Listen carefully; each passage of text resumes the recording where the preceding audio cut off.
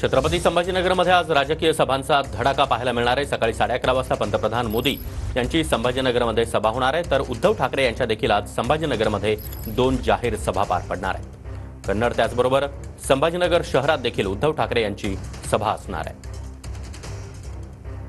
तर सकाळी 11:30 वाजता पंतप्रधान मोदी आणि संध्याकाळी कन्नड त्याचबरोबर शहरामध्ये उद्धव ठाकरे यांची सभा। आणि या संदर्भात अधिक माहिती देण्यासाठी आमचे प्रतिनिधी दत्ता कानवटे आपल्यासोबत आहेत। दत्ता, संभाजीनगरमध्ये आज 2 मोठ्या सभा होणार आहेत, कशा प्रकारे तयारी?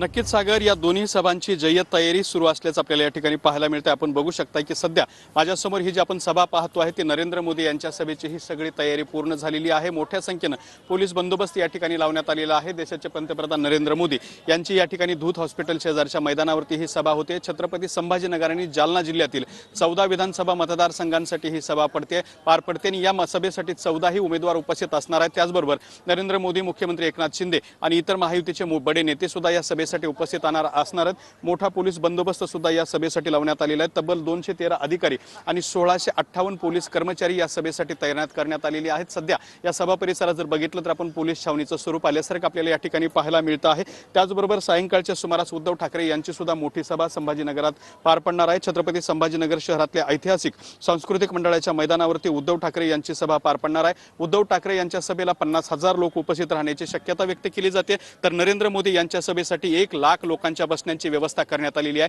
आपण आपल्या समोर जर बघितलं तर हे अशा पद्धतीने मोठ्या संख्येने चेकिंग पॉइंट जे आहेत ते या ठिकाणी लावण्यात आलेले आहेत। मोठ्या संख्येने लोक येतील, त्यामुळे त्यांना लवकर आत जाता यावं यासाठी 50 ते 60 चेकिंग पॉइंट या ठिकाणी लावण्यात आले आहेत आणि त्या माध्यमातून येणाऱ्या प्रत्येक व्यक्तीची तपासणी सुद्धा केली जाणार आहे। यासाठी मोठा पोलीस बंदोबस्त सुद्धा या ठिकाणी लावण्यात आलेला आहे। साधारणपणे 11 वाजल्यापासून या ठिकाणी लोक यायला सुरुवात होतील आणि नरेंद्र मोदींची या ठिकाणी सभा पार पडणार आहे। नक्कीच आता या दोन्ही सभांवर आपलं लक्ष असणार आहे। धन्यवाद तुम्ही दिलेल्या या सविस्तर माहितीसाठी।